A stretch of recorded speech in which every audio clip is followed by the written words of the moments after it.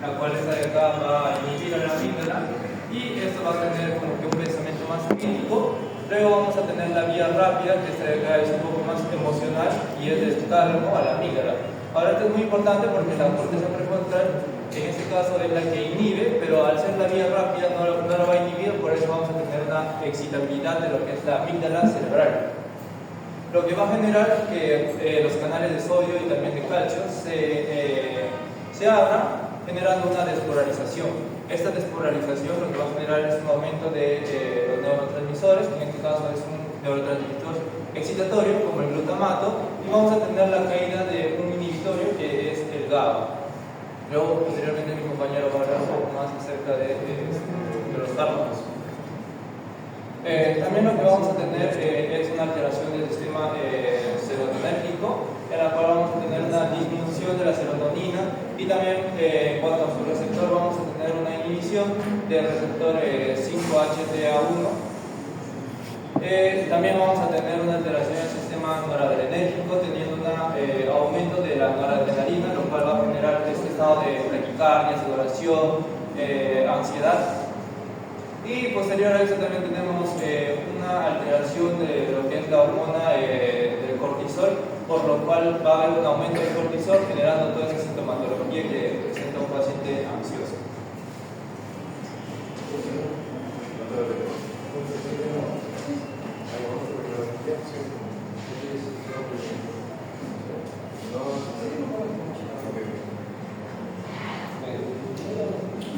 Tenemos una clasificación de críticos. En este caso tenemos las benzodiazepinas, que tenemos por ejemplo el diazepam, tenemos el diazepam. En este caso vamos a potenciar el receptor GABA aumentando la entrada de cloro y generando una inhibición neuronal, ¿no? Como mencionamos el medicamento también lo vemos en tenemos el barbitúrico, que también actúa elevado, pero en este caso es acción directa, por lo cual también hay cierto peligro de intoxicación por este caso. Luego tenemos inhibidores selectivos de la recaptación de serotonina, como la sertralina introducida, que va a inhibir la misma recaptación, aumentando los niveles de la sinapsis. Luego también los inhibidores de la recaptación de serotonina y noradrenalina, como en la medicina, que va a aumentar estos dos puntos, ¿no? Luego tenemos agonistas serotoninérgicos, como la buspirona, que en este caso y es una agonista parcial del receptor 5-HT1. Y por parte de los antihistamínicos tenemos la eosina, que va a bloquear los receptores H1 a nivel central. Y tenemos los beta-2 que también van a generar acción en el control del neuronal. Y por último tenemos los anticondicionantes que ya mencionamos, como la apretina, que bloquea el canal de calcio, generando una liberación de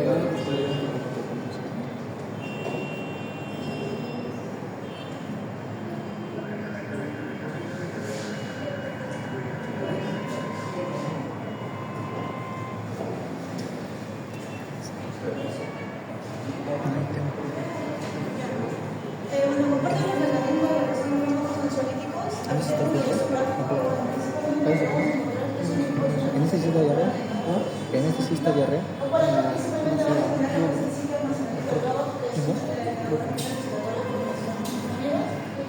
Este GABA va a ser liberado desde la neurona tipo 1, y este GABA va a reaccionar con los receptores neuronas tipo 2, lo cual va a permitir que entre lo que es el cloro, y ese cloro va a causar lo que es una hiperpolarización. Ahora, por otra parte, tenemos también que haber un impulso nervioso que peor se va a quedar de la manera inhibida, y también, por otra parte, va a ingresar lo que son las benzodiazepinas. Las benzodiazepinas, como sabemos hacer, por ejemplo, tenemos el diazepam, el diazepam y el clonazepam. Ellos principalmente se van a unir a los receptores GABA-A, y lo que van a pasar es que va a haber una frecuencia aumenta la frecuencia de cascabel en el cloro, lo cual va a aumentar la entrada de cloro, y de esta manera va a causar una hiperpolarización carbonica. Y de esta manera va a causar también la disminución de la sensibilidad neuronal y disminuye tanto la ansiedad y la relación muscular, y también puede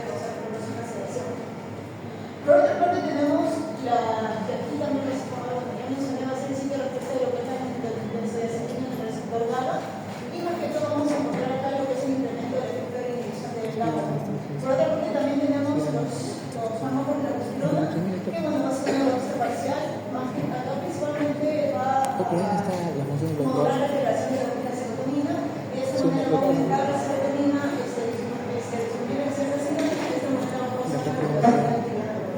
¿Cómo lo hace? ¿Cómo actúa la buspirona? Bueno, va a... Ese es el efecto de la serotonina. ¿Cómo usa el receptor? Una receptor.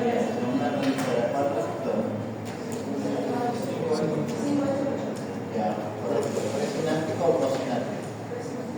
Ya, correcto. ¿Y qué hace? Hay que hacer receptor. O sea, ¿qué desencadena? Por eso, ¿cómo lo hace? ¿Cómo hace que incremente la producción de serotonina?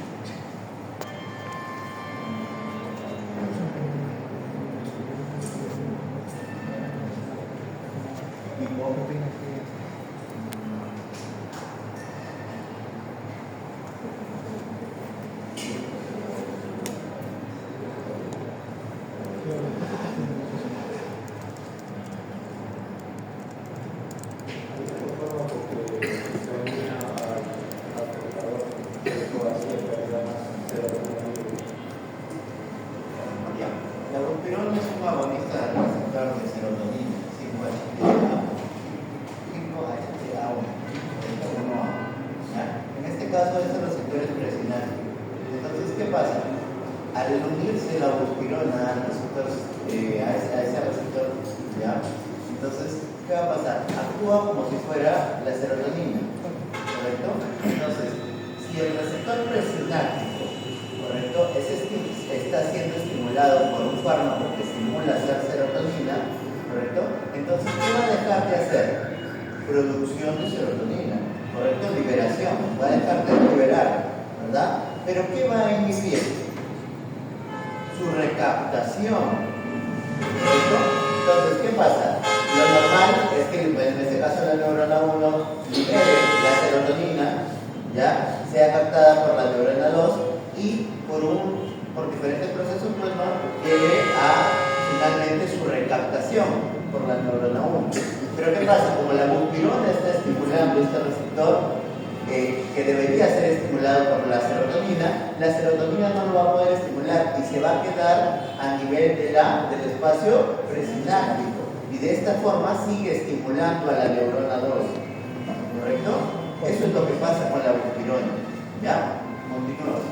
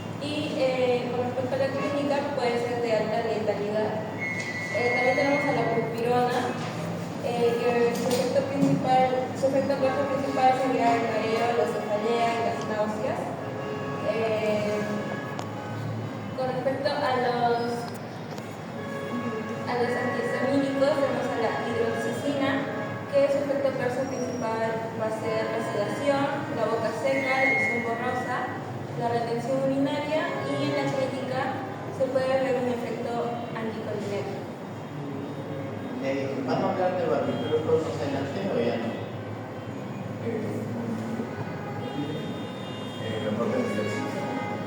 ¿En el electo vas a hablar de barbitúricos? Sí.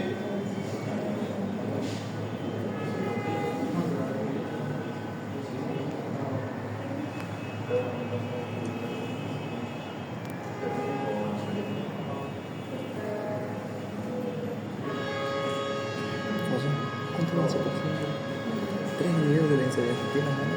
Bueno, por la parte de lo que son las interacciones farmacológicas, tenemos las inhibidores selectivos de los receptores de la recaptación de serotonina, que bueno, más que todo aquí lo tenemos que tomar con alimentos para poder reducir lo que son las náuseas, una afectación gastrointestinal. También lo que es evitar el alcohol, porque puede llegar a producir una sedación, limitar cafeína, porque también puede llegar a producir una ansiedad, y bueno, más que todo estos fármacos se van a ayudar durante las mañanas. Tenemos por otra parte los inhibidores de captación de serotonina y noradrenalina, que también los recomiendan tomar después del alimento o con alimentos para poder reducir náuseas o problemas gastrointestinales, evitar alcohol y también evitar lo que es la cafeína. Por otra parte tenemos las benzodiazepinas como el alprazolam, clonazepam y diazepam, que bueno, esto más que todo se encarga de la modulación del GABA, ¿no? También las interacciones es evitar alcohol, que puede llevar a una infección respiratoria, una sedación extrema, y también evitar, más que estos fármacos se usan según la necesidad, tanto si presentas ansiedad o al reportar que se presentas ansiedad.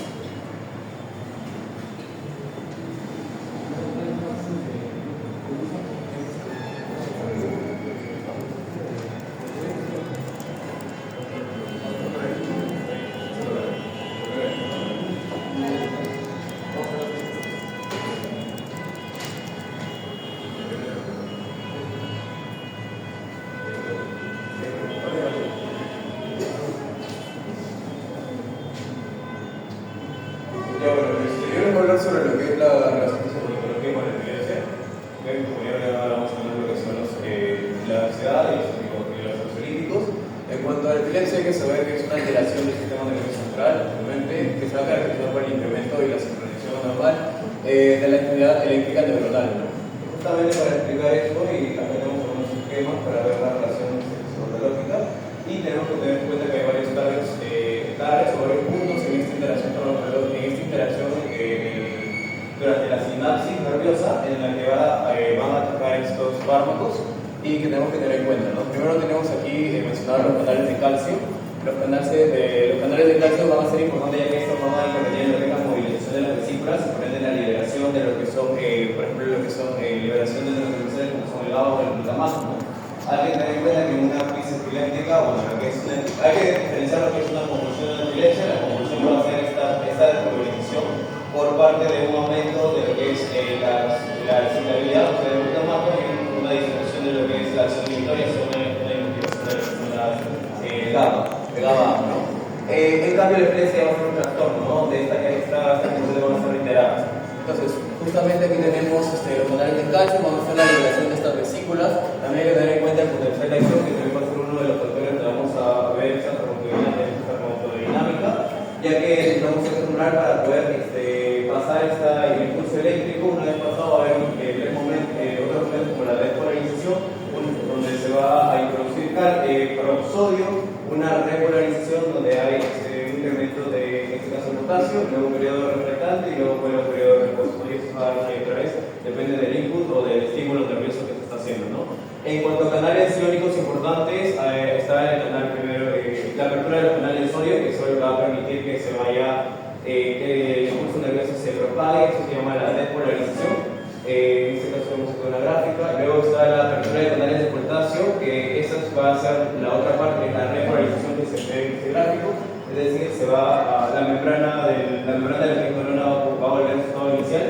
Y luego está la acción de la bomba de sodio y potasio, que va a restablecer en esta parte, va a restablecer lo que es el potencial de acción en reposo, ¿no? Una vez que se haya transmitido ese impulso nervioso. Por otro lado, voy a ver cuándo va a haber afecciones y por qué se produce la epilepsia. Puede haber una hiperexcitabilidad de los canales de sodio, es decir, que los canales de sodio, ante un estímulo mínimo o un estímulo que no debería sobreexcitarse, se va a excitar, produce una hiperexcitabilidad de los canales de sodio. Esto será, como ya vimos en el gráfico, en la parte de aquí, se va a haber una despolarización de la membrana, produciendo que haya más liberación de los transmisores y así se ve la crisis o estas convulsiones. Otro que puede haber es una alteración de lo que son las estructuras de calcio voltaje dependientes. Hay que recordar que tenemos dos, que más adelante vamos a ver en la clasificación de lo que son fármacos. Uno del tipo T, que está calcio tipo T, que está en lo que es el tálamo, que va a estar relacionado con lo que son las crisis de ausencia. y crisis de ausencia y otros que son los canales calcio tipo NP, que esos van a estar relacionados con otros fármacos como la motrigina. Bueno, acá puse algunas mutaciones justamente de esto, unas mutaciones del canal estudio que están aquí, y hay unas mutaciones que son los canales de calcio, ¿no? Porque hay que recordar que la epilepsia tiene varios componentes, puede ser por trauma, puede ser incluso